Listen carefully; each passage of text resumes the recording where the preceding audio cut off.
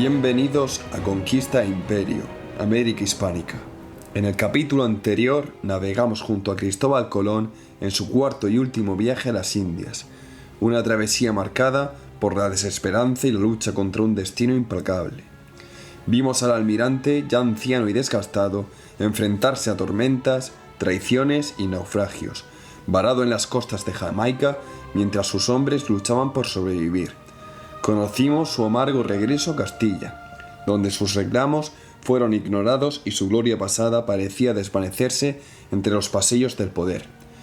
Finalmente, lo acompañamos en sus últimos días en Valladolid, donde exhaló su último suspiro sin saber que había cambiado el mundo para siempre. Hoy nos adentramos en un nuevo capítulo de esta epopeya, la primera gran expansión de la conquista del Caribe.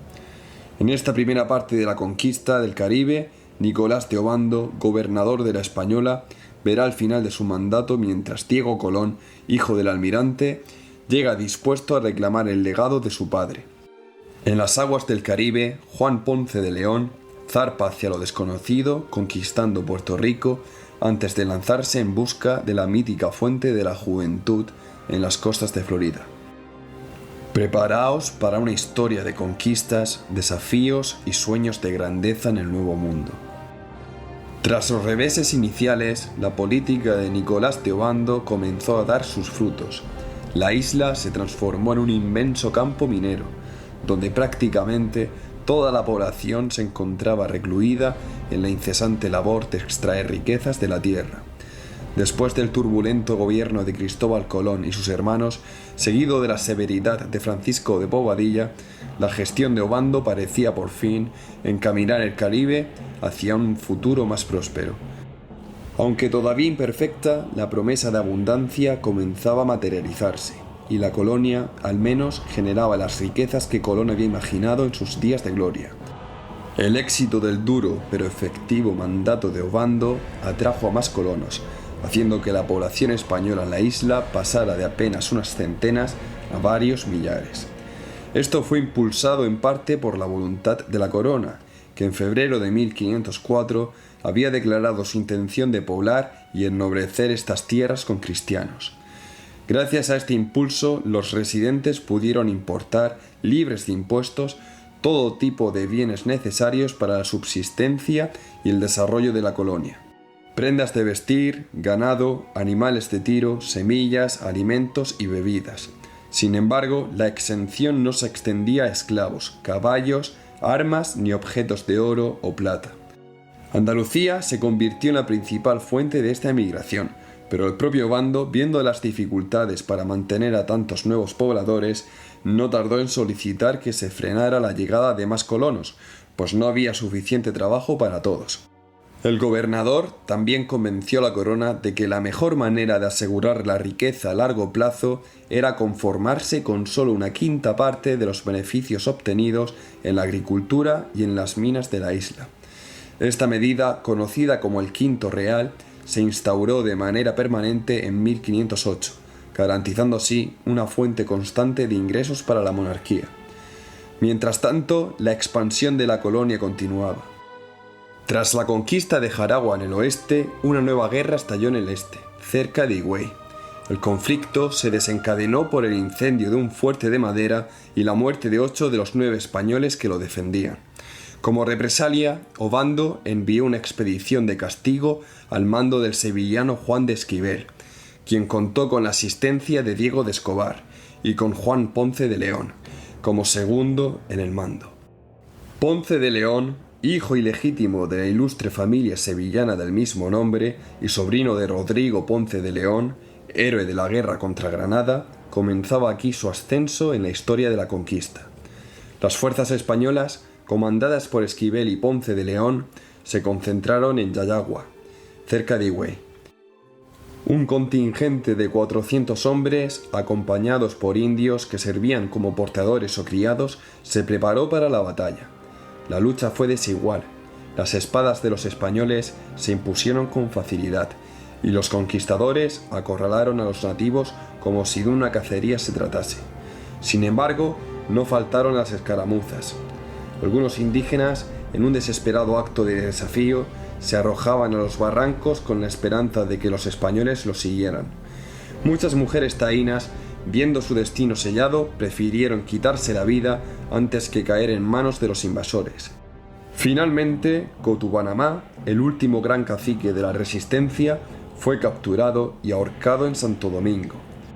La mayoría de los prisioneros fueron sometidos e introducidos en el sistema de encomiendas, utilizados según las necesidades de sus captores. Un quinto de ellos fue enviado a España como propiedad de la corona.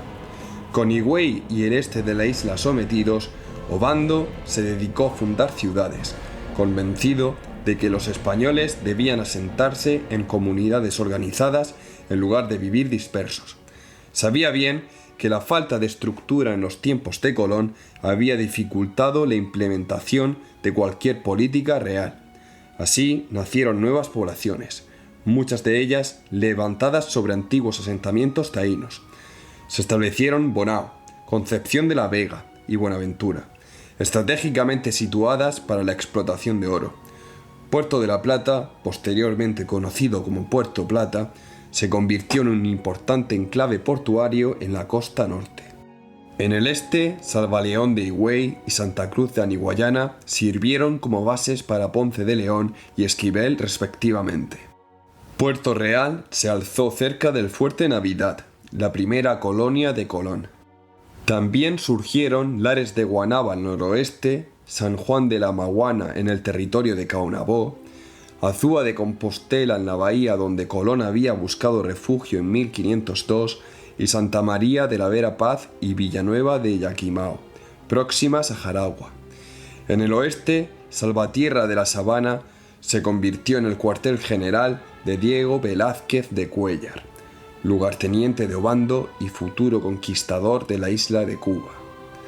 Estas ciudades, dotadas de jueces, notarios y escudos de armas, replicaban el modelo urbano español. Al igual que en Castilla, sus calles se organizaban en cuadrículas, con la plaza principal en el centro, donde se erigían la iglesia, la casa del gobernador, el ayuntamiento y en muchos casos la cárcel. La urbe dominaba el campo circundante, cuyos recursos podían ser explotados por los habitantes sin que les pertenecieran formalmente. Este modelo se extendería pronto por toda América. Obando recibió el derecho de nombrar a los oficiales de cada ciudad, mientras Santo Domingo emergía como la indiscutible capital de la colonia. Para 1507, la ciudad ya contaba con una fortaleza de piedra, la imponente Torre del Homenaje, obra del arquitecto italiano Juan Rabé. Sin embargo, la naturaleza se encargó de recordar la fragilidad de la nueva urbe. En agosto de 1508, un huracán arrasó Santo Domingo, destruyendo la mitad de la flota y causando estragos en las construcciones. Como respuesta, el gobernador ordenó sustituir las viviendas de techumbre de paja por edificaciones de piedra. Es nobleza de esta villa y bien de la República hacer edificios de piedra, escribió el notario y concejal Juan Mosquera. Su sentir fue compartido por Juan de Esquivel, quien declaró: «Es honra del pueblo». Para 1509, Santo Domingo ya contaba con al menos 4 palacios de piedra privados, pertenecientes a figuras prominentes como Francisco de Garay. Los españoles de las nuevas poblaciones ansiaban distracción y entretenimiento, y una de las mayores joyas que les llegó desde la península fueron los libros. En enero de 1505, la nave Santa María de la Antigua zarpó de Sanlúcar de Barrameda rumbo al Caribe, llevando consigo un valioso cargamento: 138 hojas de papel para lectura, 50 libros de horas, 34 novelas, todas encuadernadas, y 16 obras en latín. Entre aquellas novelas probablemente se encontraba una temprana versión de la más célebre de todas, El Amadís de Gaula, de García Rodríguez de Montalvo. Este libro transportaba a sus lectores a un mundo de aventuras caballerescas, protagonizado por Amadís, el valeroso hijo del rey de Gaula, enamorado de la hermosa Oriana, hija de Lisuarte, rey de Gran Bretaña. Amadís encarnaba no solo las 7 virtudes cardinales, sino también el ideal del guerrero invencible. En su viaje por Europa libraba combates singulares, rescataba doncellas en peligro, abatía monstruos y caballeros malvados, y conquistaba islas encantadas. Su amor por Oriana, a quien permanecía fiel, se plasmaba en apasionadas escenas románticas, aunque el autor evitaba entrar en detalles sobre la seducción. Sin embargo, estos momentos quedaban eclipsados por la magnitud de los combates y gestas heroicas que dominaban la narración. Amadís sigue siendo incluso hoy un relato fascinante que conserva su atractivo. No es difícil imaginar que los aventureros españoles, con un ejemplar del libro en su equipaje, se sintieran inspirados por su protagonista. Quizás algunos llegaron a creer que, al igual que Amadís, podrían vencer ejércitos enteros sin dificultad. El impacto de las novelas de caballerías trascendió la literatura y se reflejó en la geografía del Nuevo Mundo. El nombre de la ciudad brasileña de Olinda proviene de una princesa de la Amadís de Gaula. La mítica California, reino de la reina Califia, surgió de los relatos sobre el Amazonas en la continuación de la Amadís, Sergas de Esplandián, publicada en 1510.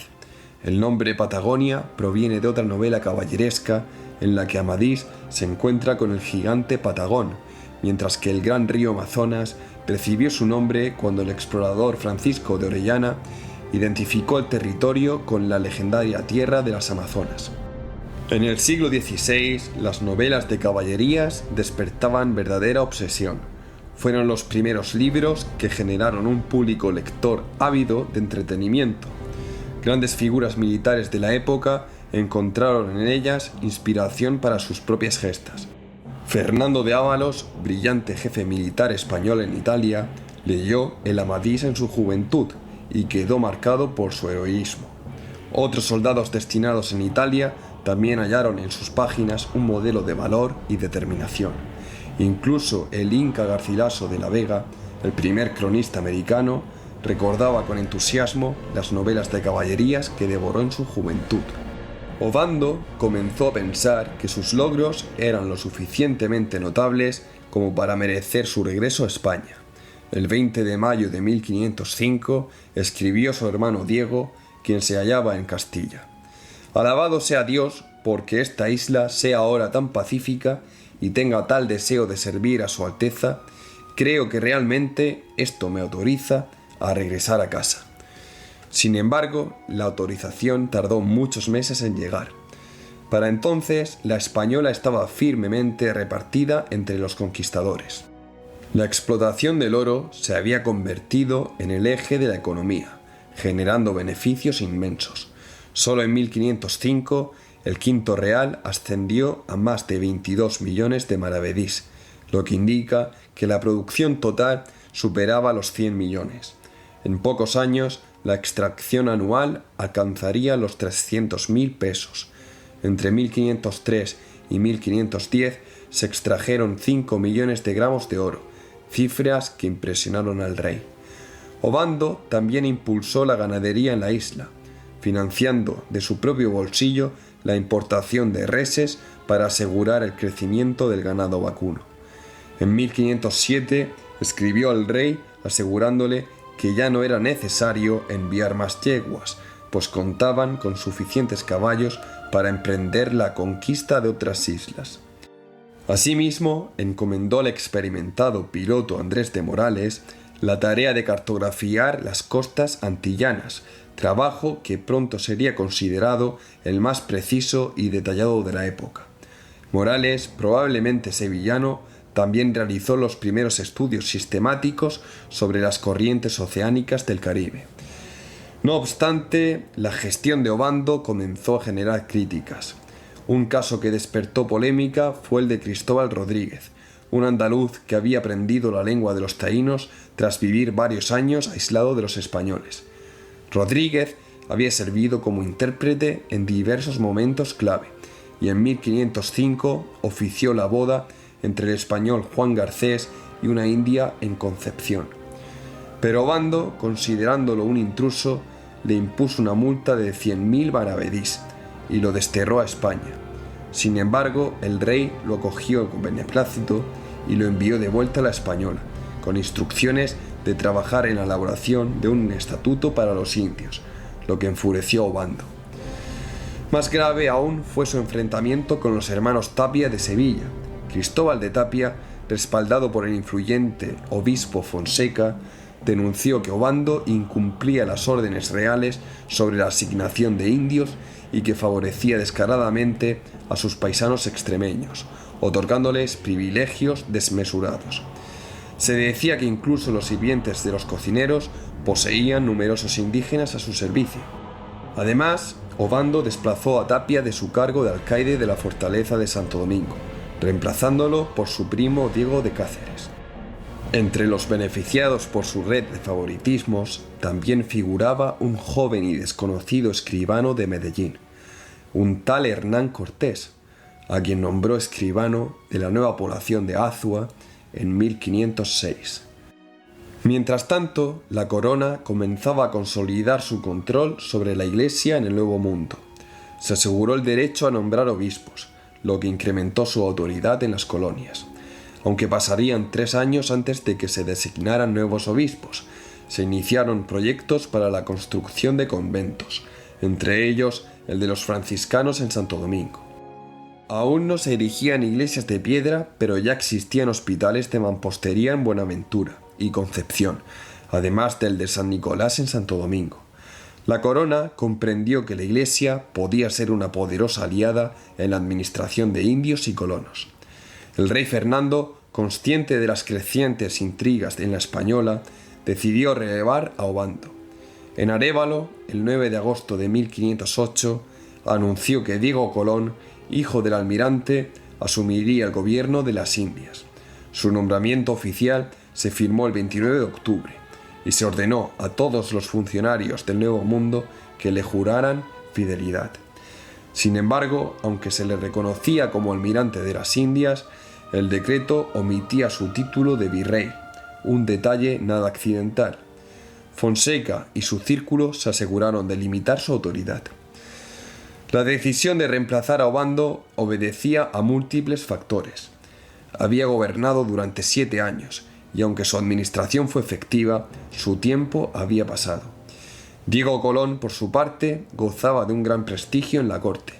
Su reciente matrimonio con María de Toledo y Rojas, sobrina del poderoso duque de Alba, terminó de asegurarle el favor real. Las órdenes para el relevo se emitieron el 3 de mayo de 1509, y ese mismo día se autorizó a Obando a regresar a España. Durante años había solicitado volver, pero cuando finalmente se le concedió el permiso, la noticia lo tomó por sorpresa. Dejó tras de sí una isla profundamente castellanizada, pero también un pueblo indígena en declive. Con la desaparición de los antiguos cacicazgos y la centralización del poder en manos del gobernador, los taínos comenzaron a desaparecer a un ritmo alarmante. Nadie lo notó entonces, pero pronto la extinción de la población nativa se convertiría en la mayor preocupación de los colonos.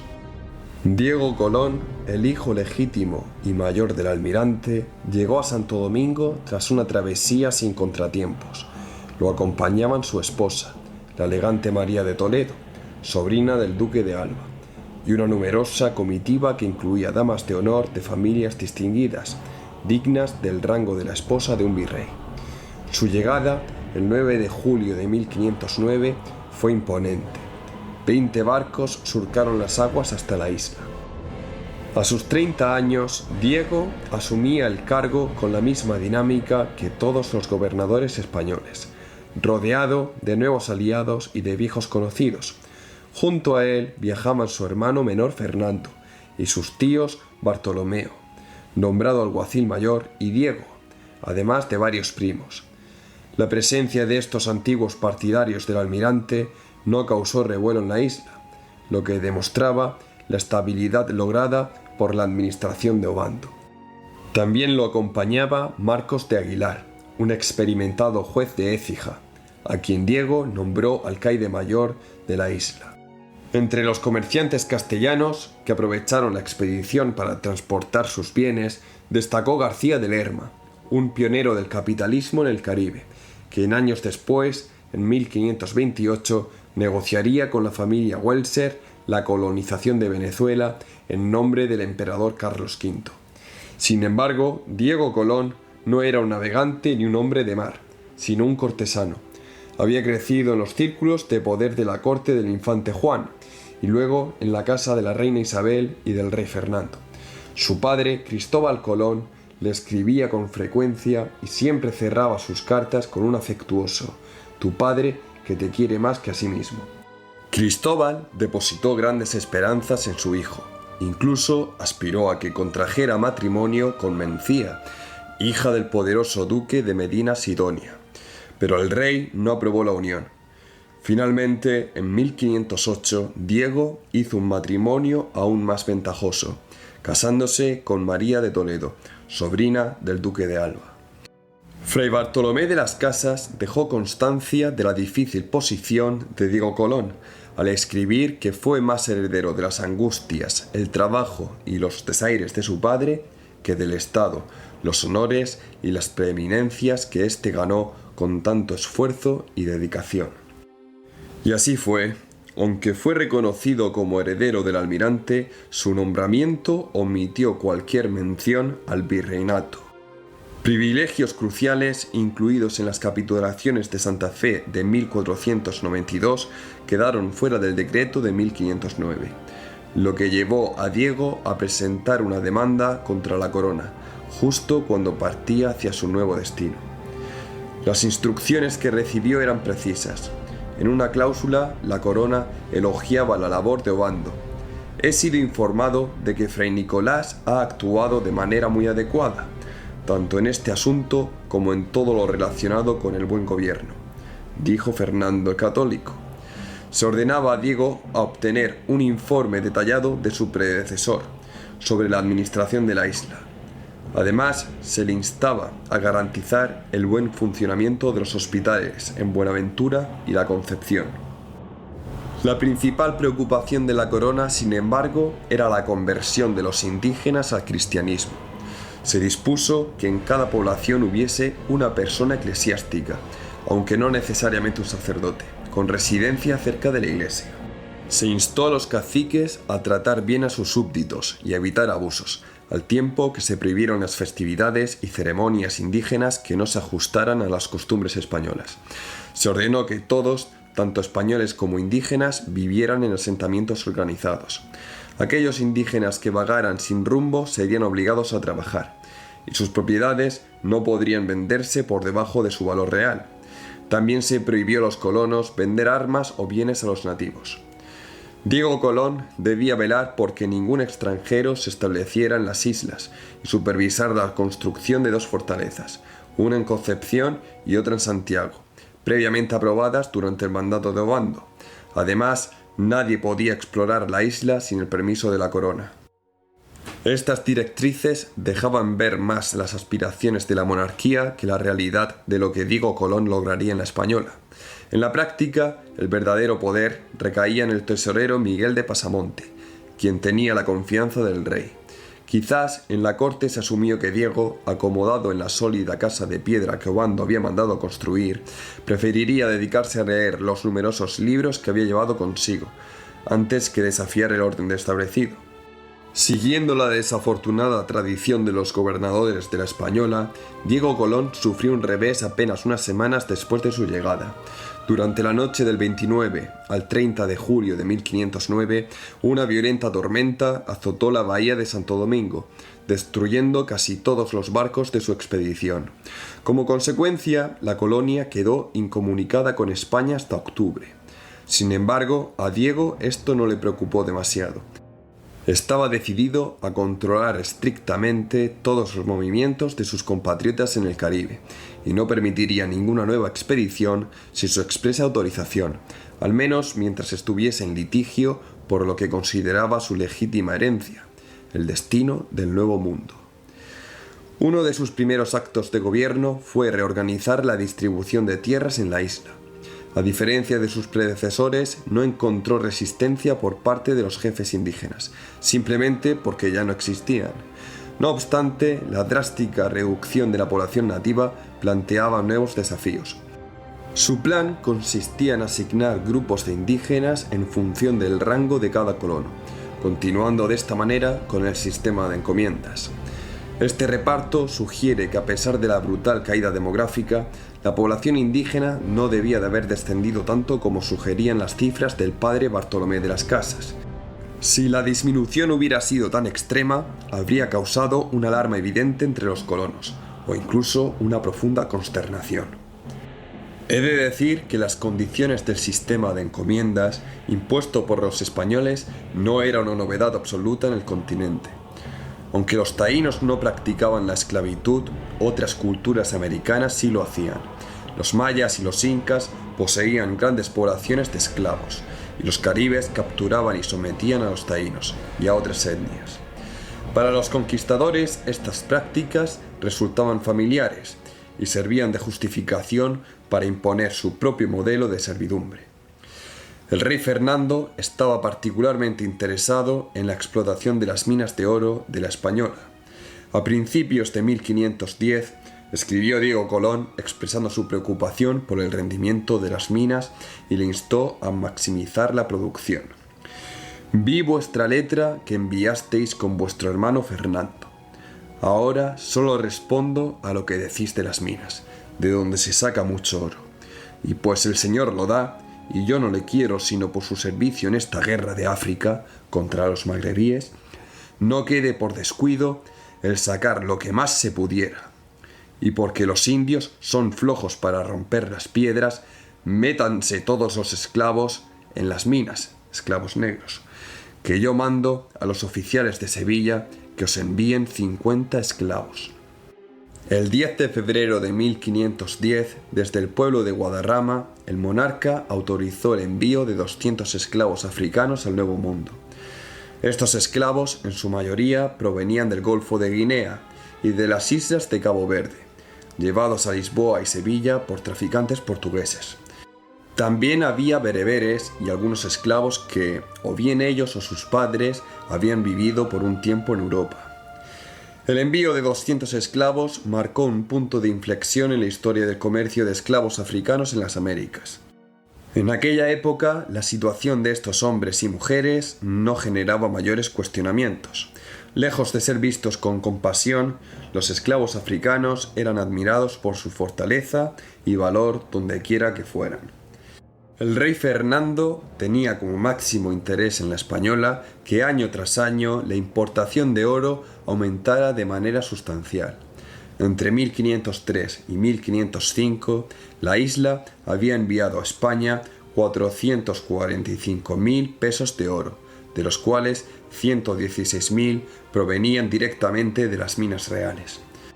Pero entre 1506 y 1510, la producción casi se duplicó, alcanzando los 979.000 pesos, con una contribución de 256.000 pesos para la corona. En cuanto a la emigración hacia el Nuevo Mundo, la corona estableció una política clara. Ningún condenado por razones religiosas o por otros delitos podía viajar a las Indias. Sin embargo, cualquier ciudadano de Castilla y Aragón que lo deseara podía hacerlo, siempre que se registrara en la casa de contratación. Más significativo que estas disposiciones burocráticas fue un hecho que marcaría un antes y un después en la española: la llegada, en agosto de 1510, de 6 frailes dominicos. Su presencia se debía a un decreto promulgado por el rey en noviembre de 1509. Pertenecían a la provincia de San Gabriel de Extremadura, una rama reformada de la orden, y en un principio parecieron simplemente un contrapeso a los franciscanos, que ya estaban bien establecidos en la India. Sin embargo, con el paso de los meses, su misión trascendió cualquier disputa entre órdenes religiosas y se convirtió en un desafío directo al sistema colonial. Estos frailes serían los grandes reformadores de los primeros tiempos del dominio español, y sus magníficos monasterios, construidos en las siguientes décadas, se convertirían en puntos de referencia tan emblemáticos como las propias ciudades. Su impacto será tratado en mayor profundidad más adelante. Mientras tanto, el litigio de Diego Colón sobre la herencia de su padre llegaba a su desenlace. El 5 de mayo de 1511, el Consejo de Reino, reunido en Sevilla, emitió su sentencia. Reconocía sus derechos hereditarios, aunque no la extensión que él esperaba. No obtuvo el dominio sobre todos los territorios situados al oeste de la línea de Tordesillas, como había reclamado, pero sí sobre la Española y otras tierras descubiertas por su padre. No era el vasto imperio que anhelaba, pero tampoco un dominio menor. A pesar de que el fallo le devolvía su cargo de gobernador, no restablecía su título de virrey. Sin embargo, la sentencia le bastó para lanzarse a fomentar nuevas exploraciones. Como primer paso, envió a su amigo Juan de Agramonte a recorrer el noroeste del continente. Ese mismo año, en 1511, se estableció en Santo Domingo la primera audiencia del Nuevo Mundo, el equivalente a un tribunal supremo. Con ello, la ciudad consolidó su estatus como la capital administrativa del Imperio Español en América, un papel que mantendría durante varias generaciones. El 24 de abril de 1505, en la ciudad de Toro, el rey Fernando tomó una decisión que podría abrir una nueva etapa en la expansión española. Nombró a Vicente Yáñez Pinzón, antiguo compañero de Cristóbal Colón, corregidor y capitán de la isla de San Juan. Más adelante, la isla sería conocida como Puerto Rico, aunque sus habitantes originales la llamaban Boriquén. Situada a solo 90 kilómetros al este de la Española, la isla tenía un tamaño considerable, con aproximadamente 250 kilómetros de longitud por 125 de ancho.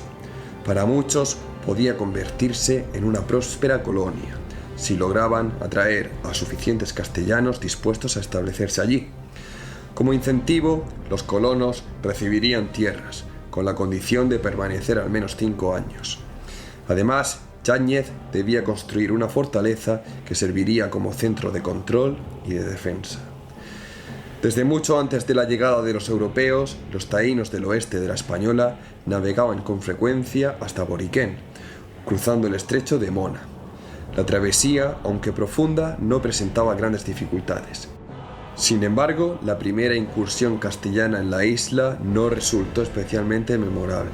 Vicente exploró la costa sur y llegó a instalar cercas para el ganado, pero no emprendió ninguna otra acción significativa. Ni siquiera parece haber atravesado la imponente cordillera central, tan distinta de los típicos paisajes caribeños. El desinterés generalizado por la isla quedó patente. Para los castellanos, la Española ya era suficientemente extensa y aún tenía mucho por ofrecer. Además, Vicente, al igual que Colón, era un navegante antes que un administrador.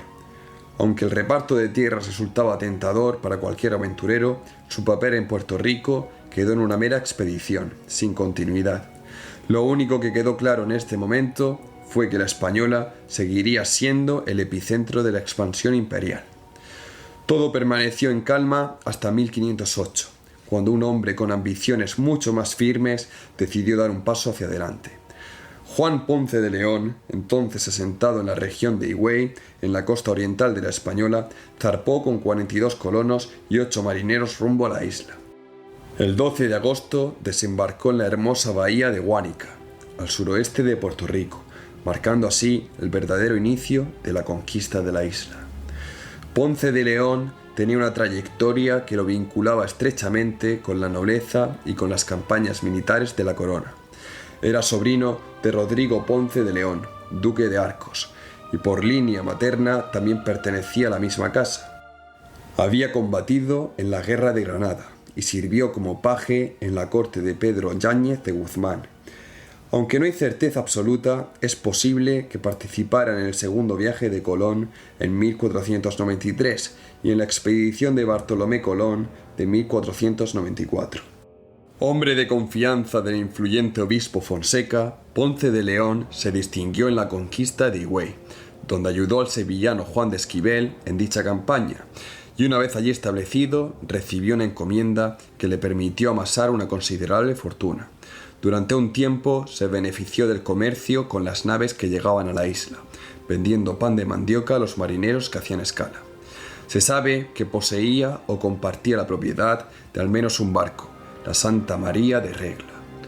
Con estos antecedentes, convenció a Obando para que le otorgara el permiso de conquistar Puerto Rico, una misión que emprendió entre 1506 y 1507. No fue una empresa sencilla. La resistencia taína fue feroz y la conquista solo se logró tras intensos combates. La personalidad de Juan Ponce de León sigue siendo un enigma. Bartolomé de las Casas apenas se aventuró a describirlo, limitándose a señalar que era un hombre muy hábil y experimentado en la guerra. Oviedo, por su parte, fue más generoso en elogios, destacándolo como animoso, sagaz y diligente en todas las cuestiones de guerra, además de un hidalgo de pensamiento refinado y elevado. Entre los conquistadores que lo acompañaban se encontraba su propio hijo, Juan González Ponce de León, quien ya hablaba la lengua de los taínos y ejercía como intérprete.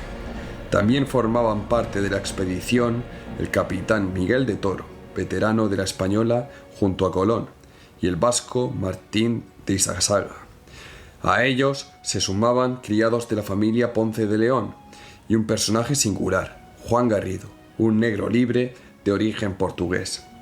El rey nombró a Ponce de León gobernador interino de la isla y le concedió el título de adelantado, un rango que combinaba responsabilidades políticas y militares.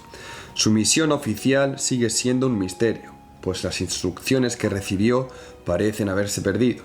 Sin embargo, es probable que incluyeran razones estratégicas, como evitar que Puerto Rico se convirtiera en una base para los caribes. También es posible que Obando, entonces gobernador de la Española, prefiriera mantener ocupado a Ponce de León en otra isla. Pero más allá de cualquier justificación oficial, su deseo personal de fundar y gobernar una colonia propia fue sin duda un factor determinante. La mejor descripción de la conquista de Puerto Rico proviene del relato de Juan González, el hijo de Ponce de León. Según él, la expedición se planteó desde el principio como un proyecto de conquista y colonización.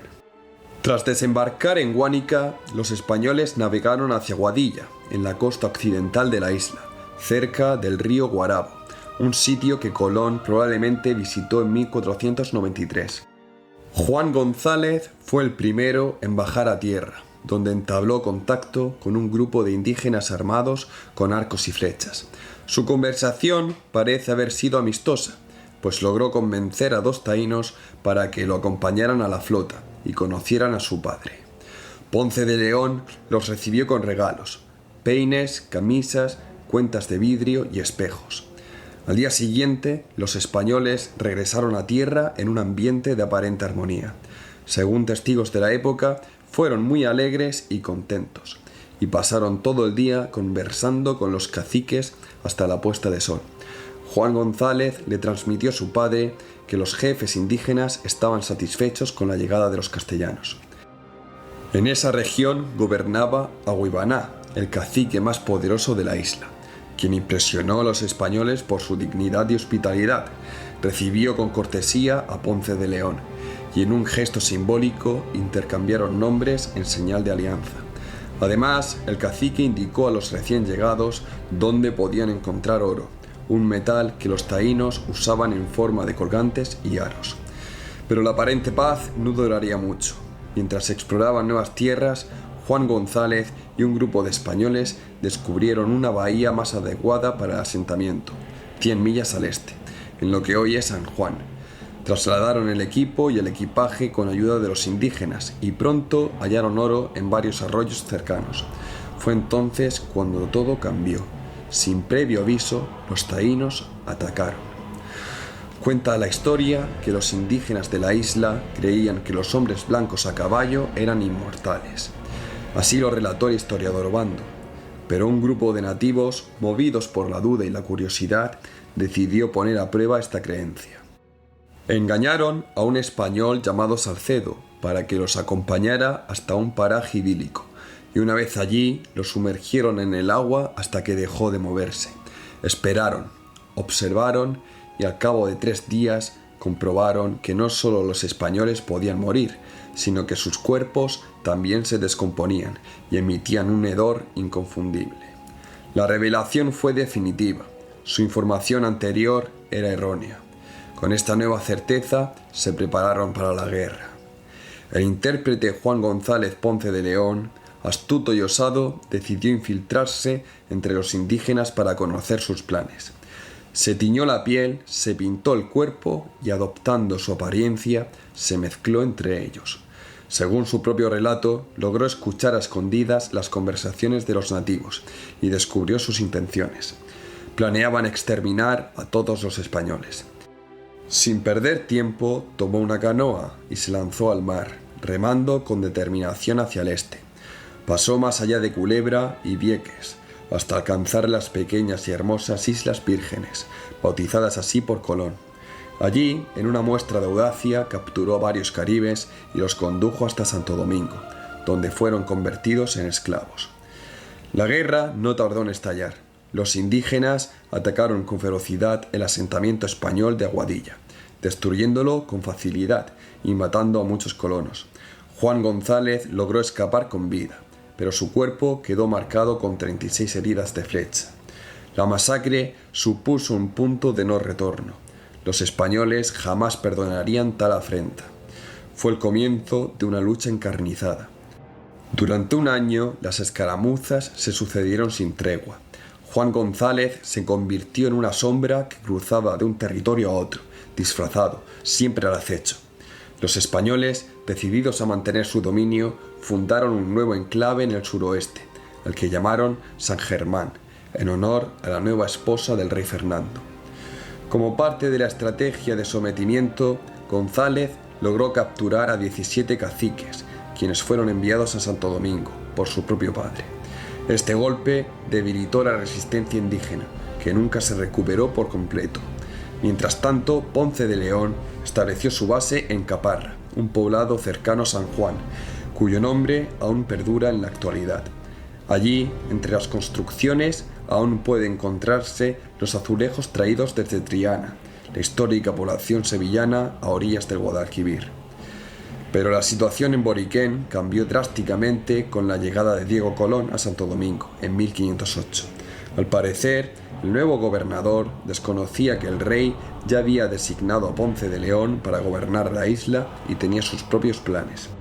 En un giro inesperado, nombró como gobernador a Julio Cerón y como alguacil mayor a Miguel Díaz de Aux, un veterano aragonés con ambiciones en las Indias.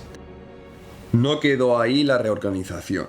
Otro aliado del exalmirante, Francisco Garay, recibió permiso para conquistar Guadalupe, la isla más grande de las Pequeñas Antillas.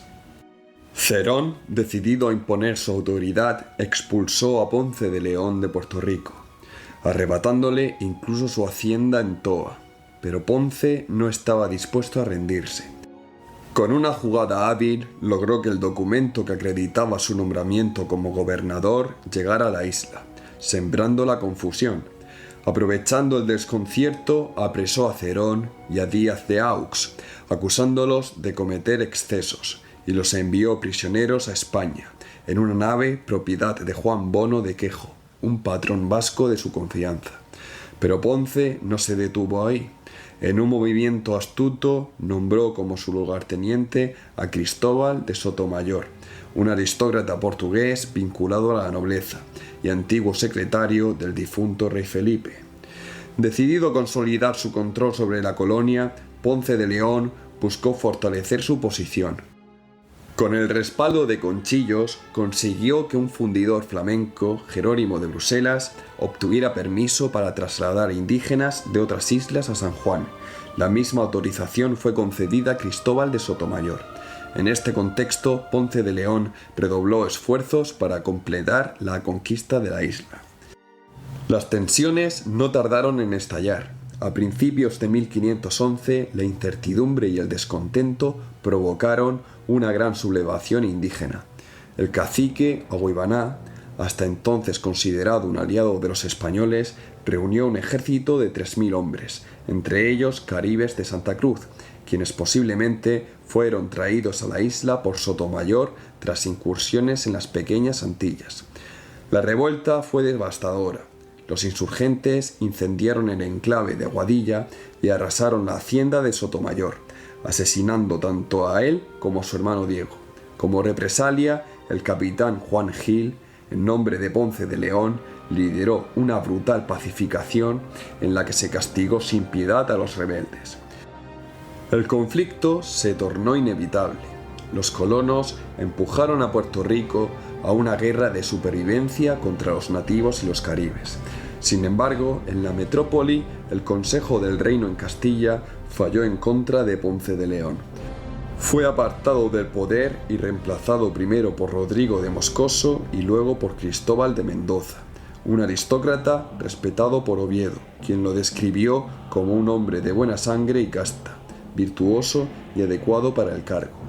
Pero Mendoza no tardó en renunciar y su sucesor, Pedro de Moreno, finalmente logró imponer el orden en la isla.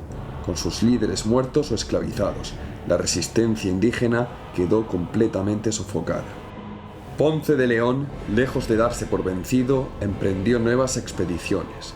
En 1513, una expedición zarpó rumbo a la tierra que los españoles llamaban Bimini, la actual Florida.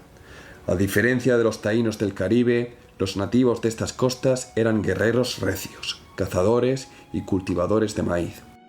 Sus flechas, impregnadas de veneno, los hacían aún más peligrosos. Se decía que podían tener lazos con los guanajatabeyes de Cuba, lo que sugería una conexión entre estos pueblos. El veterano aventurero Juan Ponce de León lideró la expedición, quizás como compensación por su destitución como gobernador de Puerto Rico. 3 naves lo acompañaban: la Santiago, capitaneada por Diego Bermúdez, hermano del descubridor de las Bermudas; la Santa María de la Consolación, bajo el mando del marino donostiarra Juan Bono de Quejo; y el bergantín San Cristóbal. Entre la tripulación destacaba Antonio de Alaminos, un hábil navegante que más tarde jugaría un papel crucial en la conquista de México. A bordo de la Santiago viajaban 2 misteriosas pasajeras, Beatriz y Juana Jiménez, cuya presencia sigue siendo un enigma. También estaba el anteriormente mencionado Juan Garrido, un hombre negro y libre, originario de Portugal, quien había combatido junto a Ponce de León en Puerto Rico y Guadalupe. Más tarde, su destino lo llevaría a luchar con Cortés y a convertirse en el primer europeo en sembrar trigo en el Nuevo Mundo. Otro integrante clave de la expedición era Juan González Ponce de León, hijo del adelantado que servía como intérprete. El desembarco tuvo lugar cerca del actual Palm Beach. Desde allí, la expedición navegó hacia el sur, pasando por lugares que hoy son Cabo Cañaveral, Daytona Beach y Miami, antes de virar hacia el norte y adentrarse en el Golfo de México. Según el cronista Pedro Mártir, la búsqueda de la legendaria fuente de la juventud guiaba sus pasos. Este manantial de aguas milagrosas, capaz de devolver la vitalidad perdida, era un mito recurrente en la literatura medieval y en las novelas de caballería. No sabemos si Ponce de León halló la legendaria fuente. Tampoco hallaría el oro que ansiaba, aunque hizo un descubrimiento inesperado: la poderosa corriente del Golfo, un hallazgo de gran valor para la navegación futura. En el viaje de regreso hicieron escala en Yucatán, probablemente en la zona de Progreso o Mérida, aunque Ponce de León no exploró el territorio. Su piloto, Alaminos, reconoció la región antes de continuar por las Bahamas. Finalmente, la expedición llegó a Puerto Rico el 10 de octubre de 1513. Aunque frustrado por no haber encontrado lo que buscaba, el viaje había sido mucho más significativo de lo que él mismo imaginaba. El territorio descubierto recibió el nombre de Pascua Florida, en honor a la festividad en la que fue avistado. En 1514, Ponce de León partió hacia España, donde recibiría el prestigioso título de adelantado, preparándose para futuras gestas que marcarían su destino y el de la historia del Nuevo Mundo. En 1514, tras años de aventuras, fue finalmente restituido como gobernador de Puerto Rico, pero la paz en la isla no duró mucho. A finales de 1515, los caciques Humacao y Daguao, los últimos líderes indígenas en San Juan, se rebelaron nuevamente. La causa fue el intento de Íñigo de Zúñiga de capturar a 10 nativos para usarlos en la lucha contra los caribes. La guerra adquirió un carácter feroz y entre los combatientes destacó un inusual protagonista, Becerrillo, el temido perro rojo del gobernador, que incluso recibía un salario como ballestero. Su linaje continuó la lucha, pues uno de sus hijos acompañó a los españoles en las campañas de conquista en Panamá. Para finales de 1516, tras años de sangre y fuego, la hermosa isla de San Juan, la mítica Boriquén, estaba finalmente bajo el dominio absoluto de los españoles. Llegamos así al final de este capítulo, pero la historia de la expansión española en el Nuevo Mundo está lejos de terminar. Hemos visto la llegada de Diego Colón a la Española, la conquista de Puerto Rico por Ponce de León y su expedición a la desconocida Florida, en busca de gloria y territorios para la corona. Pero aún quedan muchas hazañas por descubrir. En el próximo episodio seguiremos explorando la conquista del Caribe. Hablaremos de la toma de Jamaica a manos de Juan de Esquivel y de la lucha por Veragua y Urabá, donde Alonso de Ojeda y Diego de Nicuesa intentaron imponer su dominio en tierras llenas de desafíos y enfrentamientos. Gracias por escucharme y os espero en el próximo episodio.